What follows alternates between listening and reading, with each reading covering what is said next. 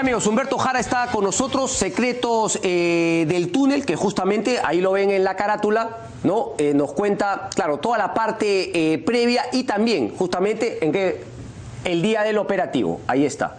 El mismo día también del operativo, cómo esperaron la llamada de Alberto Fujimori para dar inicio justamente al rescate de los rehenes en la embajada. Humberto, un placer tenerte por acá, muy buenas noches. Igualmente, Cristian, ¿qué tal? Buenas noches. Cuéntame un poquito, digamos, cómo te animas a escribir este libro, porque además, digamos, algo habías escrito ya de la toma de rehenes, sí. Es una reedición, sí. Lo has actualizado justamente por el aniversario. Por los 20 años de la gesta que tuvieron los comandos en la liberación, ¿no? Sí. Ok. A ver, hay anécdotas no muy divertidas, la parte no de Toshi, la parte también de el almirante Gianpietri. Convertir la información en inteligencia, esa era una que me gustó. Pero yo te quería preguntar, sobre todo lo tema del MRT, ahí me quedó la duda, yo te quería decir, ¿dónde estará Humberto? ¿Cuándo lo voy a entrevistar para hacerle la pregunta? ¿Dónde está la plata de los secuestros del MRTA? Es una gran pregunta, porque en los secuestros que ellos realizaban reunieron una cantidad millonaria de dólares. Correcto. Y una de las cosas que queda clara, por ejemplo... En el libro lo cuentas. Que Serpa no era ningún tipo revolucionario altruista, porque lo que pedía no era, por ejemplo, la liberación de los jefes del MRTA, sino en el pedido que siempre hacía que salga el número 3 de la lista que le entregaba, que era el chileno Astorga, con el cual él había hecho secuestros y el que sabía dónde estaba el dinero. O sea, esa plata estaba escondida y Serpa quería echarle mano a como dé lugar. A como dé lugar. Entonces, ¿dónde está ese dinero? ¿Qué ha pasado con ese? ¿O quiénes se benefician de ese dinero? Es también una pregunta que vale. Ahora, tú también lo que cuentas es que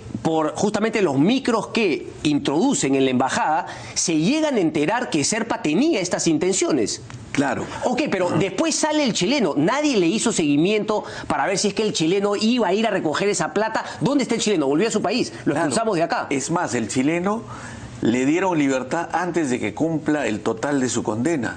Y salió y se fue.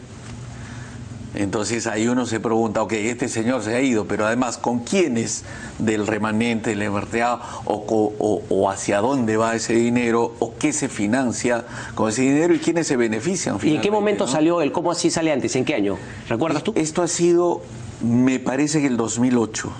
¿En el 2008? Sí, sí. Ok. A ver...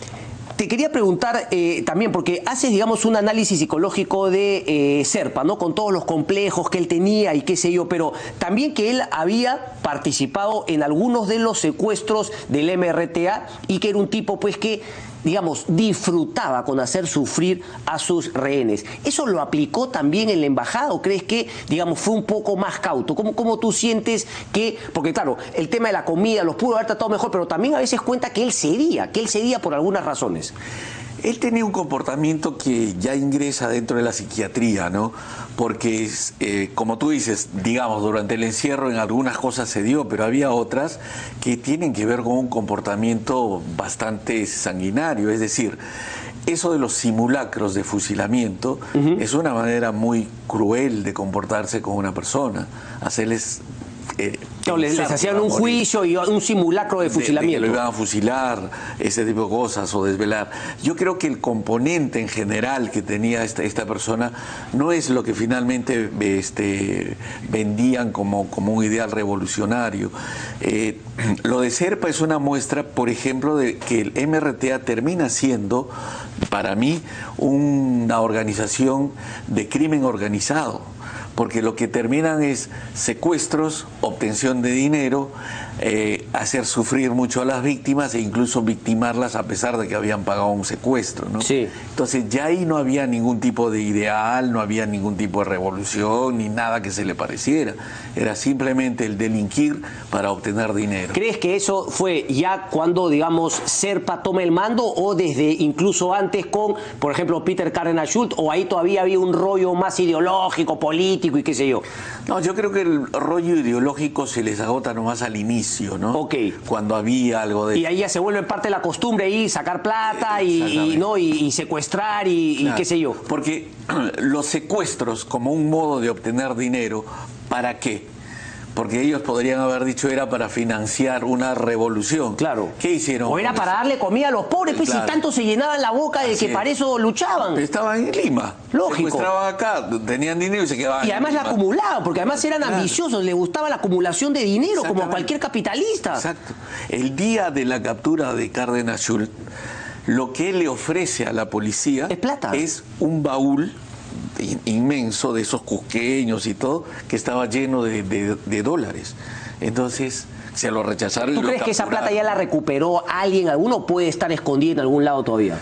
El dinero de los secuestros, Sí. no, eso está en cuentas bancarias. No te olvides que algunos se han estado viviendo y viven en Europa. Sí. La propia madre de Serpa vive en Francia, Sí. y sus hijos también. Sí, Entonces, cuentas también como la madre también abrió una cuenta en Ecuador. Bueno, la esposa de Serpa sí estuvo detenida. O sea, Serpa sí. Y tampoco la quisieron liberar. Claro, tampoco. Ahora, Alberto Fujimori, tú lo dices, siempre supo que la salida iba a ser militar y todo era un tonteo. ¿Por qué crees que esa era su posición desde el inicio? ¿Por qué siempre crees que él supo esto se soluciona militarmente?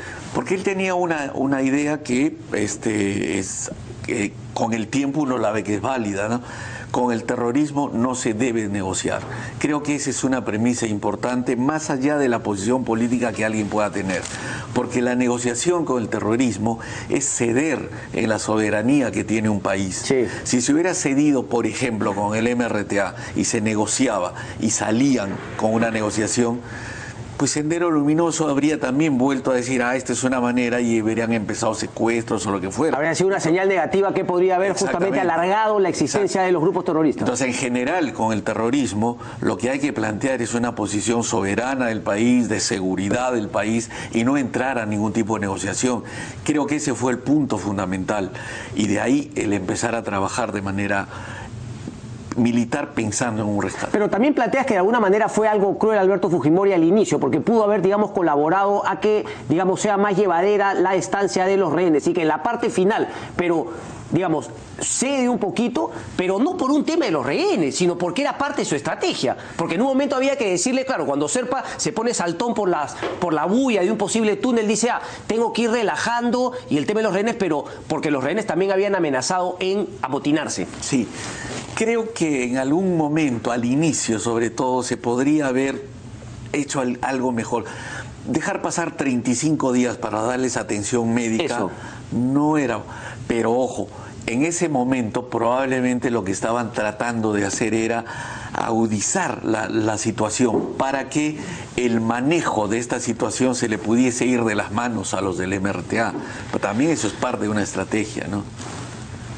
¿Cómo así? Porque siempre me quedó, porque claro, yo cuando leí el libro decía, Japón, seguramente los japoneses siempre estuvieron de parte de Fujimori, hay que tener un militar, porque claro, después la fuga de Fujimori a Japón, digamos, ¿no? Ese tema de haber postulado, tenía amigos políticos, ¿no? Muy importantes, pero la realidad durante la toma de la embajada era otra, ¿no? Hashimoto, digamos, siempre lo presionaba Fujimori, que tienes que avanzar, el tema de la liberación, nada de militar si no me avisas. Digamos, era un gobierno no de derechas y después más bien los de la derecha, es mi análisis, tú me dirás si es que me equivoco o no, cuando sale Hashimoto y bien Fujimori, o cómo fue un poquito, cómo así Fujimori, si estaba en estas disputas con el gobierno japonés, cómo al final hace tan buenas migas que le permite justamente irse a vivir a Japón, más allá obviamente de tener la nacionalidad. Claro, lo que pasa es que Japón, el gobierno japonés siempre presionó para que haya una negociación, porque lo que ellos eran liberar a los japoneses. Porque eran 25, creo casi un tercio de japoneses. Y además había toda una cosa simbólica de que no pasara nada con sus súbditos, ¿no? Sí. Entonces siempre hubo eso. Ahora, cuando después tiene éxito el operativo, para el Japón eso termina siendo una especie de reivindicación de aquellos que habían atacado su residencia. Y Hashimoto también lo felicitó, al final hace buenas migas. Lo felicita y todo lo demás. Entonces, el éxito... Anula la crítica, como dice mi viejo. Exactamente, anula la crítica y le abre esa posibilidad de reivindicación incluso del honor japonés, ¿no?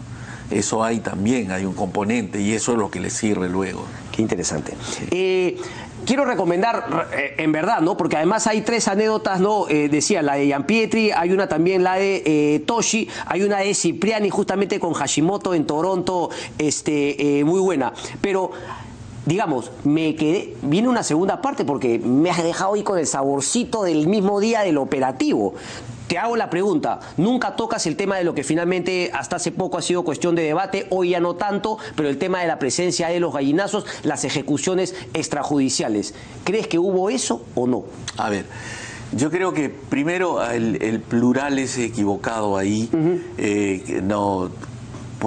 Todo esto se origina en la versión de un rey japonés que tenía una posición política, ideológica marcada, que era sí, que la cuentan. Hidetaka Ogura, ¿no? Sí. Y este señor lo que hace es hablar primero de una y después con el tiempo agrega dos más, y todo lo que planteó este hombre fue una gran mentira, ¿no? Yo creo que aquí lo importante es, y eso es lo que debe primar en el recojo de esta historia, ha sido todo el operativo, toda la etapa en la que estos rehenes han sabido también resistir, dando muestras de que los peruanos organizados en la desgracia podemos dar respuestas, toda la gesta que hicieron los comandos arriesgando sus vidas y la victoria final. Creo que eso es lo más importante. ¿Por qué? Porque es un ejemplo, este operativo, de lo que a mí me parece que en el Perú, cuando atravesamos situaciones límites, damos respuestas valiosas.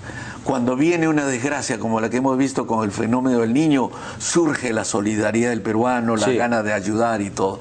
Cuando ocurren episodios como este, gravísimos, de pronto las Fuerzas Armadas terminan, este grupo de comandos terminan haciendo un operativo ejemplar, que ha sido tomado como modelo en el mundo. Sí. Entonces, a mí lo que me gustaría es que quede como una lección de que los peruanos, cuando queremos organizarnos y hacer cosas en conjunto, podemos. No hay que esperar a estar en situaciones límite, a estar en la desgracia, a tener que salir de un pozo para poder construir algo positivo. Correcto. ¿no? Ahora, me tengo que ir desgraciadamente. Nada, ¿dónde lo encontramos? Está en todas las librerías, la cadena Crisol y Ibero y todas las otras librerías, en los supermercados y en los kioscos. Perfecto, ahí está. Humberto Jara, Secretos del Túnel, lo digo, se lee rapidísimo, muy divertido y además obviamente también de relevancia histórica. ¿Qué está preparando Humberto? Sí, a mí me gustaría algo adicional sobre esto. Dale. Creo que los jóvenes deberían leer, porque los jóvenes no saben qué pasó. No, y ahora que justamente con estas marchas de Movadef nos está quedando claro a todos, que la gente se ha olvidado absolutamente todo. Ahora vemos lo del Movadef. Muy bien. Yo lo que hago cuando ingreso a este libro es para decirle a las nuevas generaciones, lean, entérense, esto ocurría y esto no puede volver a ocurrir en el país. Correcto. Creo que eso es muy importante. Humberto Jara, un placer. Muchísimas gracias. Cristian, gracias. Nos vemos el día de mañana. Buenas noches. Gracias. Chao.